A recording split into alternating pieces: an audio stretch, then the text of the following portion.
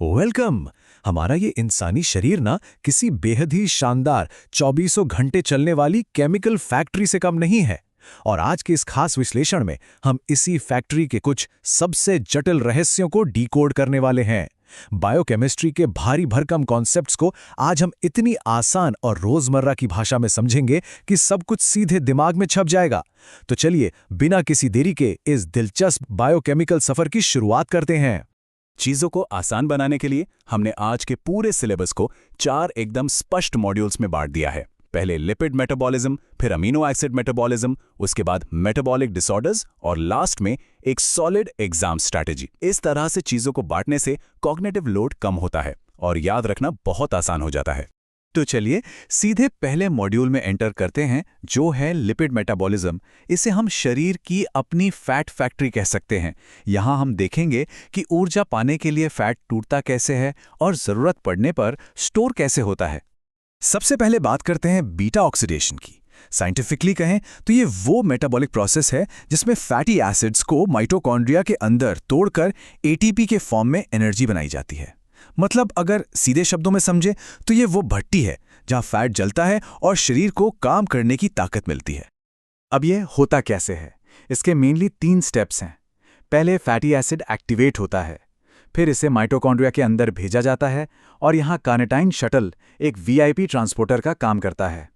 इसके अंदर जाते ही एक 4 स्टेप की ऑक्सीडेशन साइकिल शुरू होती है। ऑक्सीडेशन, हाइड्रेशन, फिर से ऑक्सीडेशन और थियोलिसिस। ये साइकिल हर राउंड में 2 कार्बन एटम्स को काटकर अलग करती जाती है। और इस पाथवे की पावर का अंदाजा आप इसी बात से लगा सकते हैं कि पामेटिक एसिड के सिर्फ एक मॉलिक्यूल को तोड़ने पर लगभग 106, जी हाँ 106 एटीपी मिलते हैं। फास्टिंग या हेवी वर्कआउट के टाइम पर ना यही एनर्जी हमारा सर्वाइवल तय करती है। अच्छा, क्या हो अगर शरीर का ग्लूकोज एकदम डाउन हो जाए? ऐसे में लिवर फैट को तोड़कर एक बैकअप फ्यूल बनाता है जिसे कीटोन बॉडीज कहते हैं।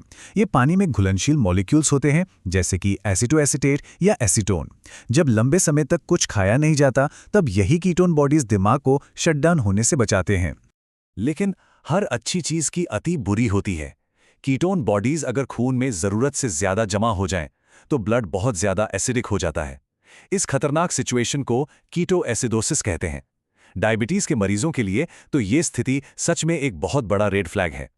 खैर, ये तो हुई फैट टूटने की बात। अब फैटी एसिड सिंथेसिस को देखते हैं। जब भी जरूरत से ज्यादा कार्ब्स खा लिए जाते हैं तो शरीर उस एक्स्ट्रा एनर्जी को साइटोप्लाज्म में फैट में बदलकर स्टोर कर लेता है। ये प्रोसेस 3 स्टेप्स में होता है। एसिटाइल कोए का बनना, फिर मैलोनिल कोए का बनना और लास्ट में कार्बन चेन का लंबा होते जाना। यही फैट आगे चलकर शरीर को इंसुलेशन भी देता है। लिपिड्स की बात हो और कोलेस्ट्रॉल का नाम ना आए ऐसा तो हो नहीं सकता। इसे हमेशा एक विलन की तरह देखा जाता है ना। लेकिन असल में ये एक स्टेरॉल लिपिड है जो कोशिकाओं यानी सेल्स की मेम्ब्रेन बनाने के लिए बहुत ज़रूरी है।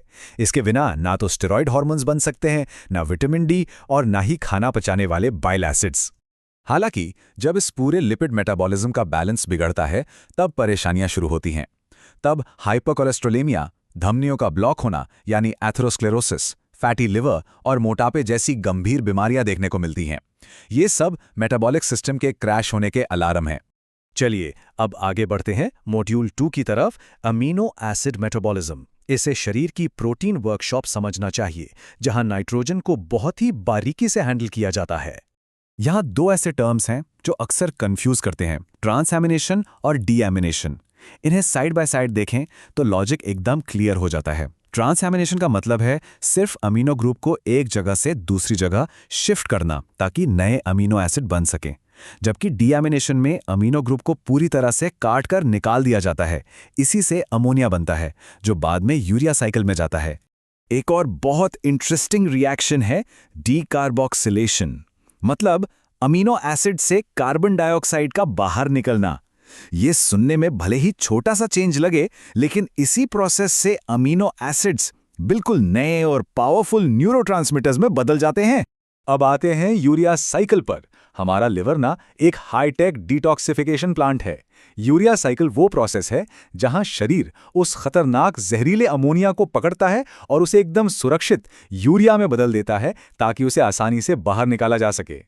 इस साइकिल के 4 सबसे क्रूशियल स्टेप्स हैं। पहला, कार्बामोइल फॉस्फेट का बनना, दूसरा सिट्रुलीन का बनना, तीसरा आर्जिनिन का तैयार होना और फाइनली यूरिया का रिलीज होना।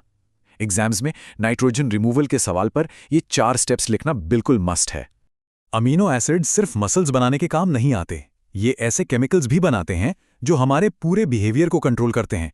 सेरोटोनिन मूड को बैलेंस रखता है, डोपामीन मोटिवेशन और ब्रेन कंट्रोल के लिए है, एड्रेनलिन स्ट्रेस से लड़ने की ताकत देता है और मेलाटोनिन ये हमारी नींद की क्वालिटी तय करता है ना कमाल। अब मॉड्यूल 3 पर आते हैं, मेटाबॉलिक डिसऑर्डर। अभी तक हमने नॉर्मल फंक्शनिंग देखी, अब देखते हैं कि जब ये प्रोटीन वर्कशॉप अंदर से फेल होने लगती है तो असल में क्या होता है। जब इन मेटाबॉलिक पाथवेज में कोई जेनेटिक खराबी आ जाती है तो शरीर को बहुत भारी नुकसान उठाना पड़ता है, जैसे फेनिलकीटोन्यूरिया जिसमें शरीर फेनिलएलेनिन को तोड़ ही नहीं पाता, या एल्बिनिज्म जिसमें मेलेनिन बनना बंद हो जाता है और स्किन का रंग एकदम हल्का हो जाता है। ऐसे ही टायरोसिनीमिया भी एक सीरियस डिफेक्ट है। और सिर्फ अमीनो एसिड ही नहीं, शरीर में हीम मेटाबॉलिज्म भी लगातार चलता रहता है। आसान भाषा में कहें तो जब पुरानी रेड ब्लड सेल्स रिटायर होती हैं तो उनका हीमोग्लोबिन टूटकर बिलिरूबिन में बदल जाता है। ये लिवर की जिम्मेदारी है कि वो इस वेस्ट को ठिकाने लगाए। लेकिन अगर लिवर इस बिलिरूबिन को प्रोसेस करने में फेल हो जाए तो वो खून में जमा होने लगता है और इसी माइक्रोस्कोपिक फेलियर का रिजल्ट हमें बाहर से पीलिया यानी जॉन्डिस के रूप में दिखता है, जहां स्किन और आंखें बिल्कुल पीली पड़ जाती हैं। फाइनली मॉड्यूल 4, बेहतरीन एग्जाम स्ट्रैटेजी। अब थ्योरी तो समझ ली, लेकिन इस पूरे डेटा को एग्जाम में टॉप मार्क्स में कैसे कन्वर्ट किया जाए, चलिए डिकोड करते हैं। किसी भी सवाल को टैकल करने की ये 6 स्टेप की मास्टर चेकलिस्ट है। सबसे पहले एक क्लियर डेफिनेशन दीजिए, फिर उसे सिंपल वर्ड्स में एक्सप्लेन कीजिए, उसके सारे स्टेप्स लिखिए, एक साफ डायग्राम बनाइए, बायोलॉजिकल यूजेज बताइए और एक सॉलिड एग्जाम्पल दे दीजिए। बस इस फॉर्मूले से कोई भी आंसर एक परफेक्ट वेल स्ट्रक्चर्ड रिस्पॉन्स बन जाएगा। अगर आज के इस पूरे विश्लेषण को एक लाइन में समेटना हो तो वो यही है: परिभाषाओं में महारत हासिल करें, पाथवे के लॉजिक को समझें और उत्तरों को बिल्कुल सही से स्ट्रक्चर करें। अगर ये 3 काम कर लिए तो बायोकेमिस्ट्री का कोई भी कॉन्सेप्ट कभी मुश्किल नहीं लगेगा। तो इसी के साथ हम इस चर्चा के एंड पर आ गए हैं, लेकिन जाते जाते जरा इस बारे में सोचिएगा, क्या इन मेटाबॉलिक पाथवेज को समझना सिर्फ एग्जाम्स पास करने की कोई ट्रिक है, या फिर ये असल में इस शरीर के उन चमत्कारी रहस्यों को सुलझाने का एक रास्ता है जो हमें जिंदा रखते हैं? चलिए इसी सवाल के साथ आज का ये विश्लेषण खत्म करते हैं। आगे सीखते रहें और विज्ञान के इन चमत्कारों को एक्सप्लोर करते रहें।